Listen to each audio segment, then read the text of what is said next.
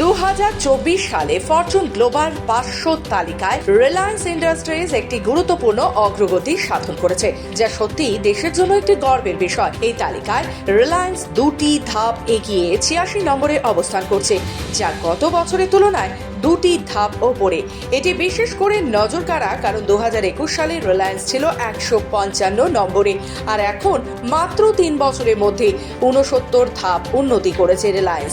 এই অর্জন শুধু রিলায়েন্সের জন্য নয়, বরং সমগ্র ভারতের জন্য একটি বড় সাফল্য।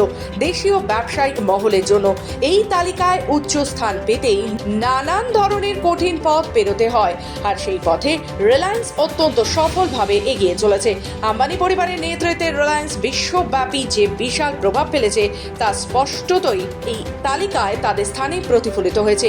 রিলায়েন্সের গত বছরের আয় $108.8 বিলিয়ন এবং লাভ ছিল $8.4 বিলিয়ন।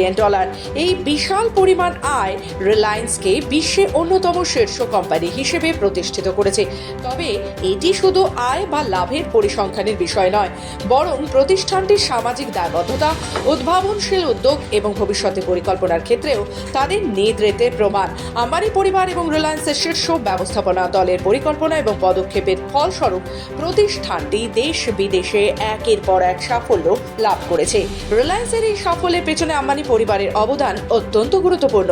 মুকেশ আম্বানি, যিনি রিলায়েন্স ইন্ডাস্ট্রিজ বর্তমান চেয়ারম্যান, তার নেতৃত্বে রিলায়েন্স ধারাবাহিকভাবে বিভিন্ন খাতে নিজেকে শক্তিশালী করেছে।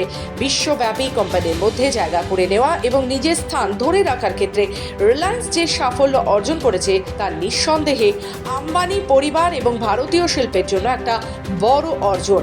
এটি শুধুমাত্র প্রতিষ্ঠানটির আভ্যন্তরীণ সাফল্য নয়, বরং দেশের বিশ্বমানে একটি গুরুত্বপূর্ণ পদক্ষেপ। ব্যুরো রিপোর্ট, খবর বাংলা।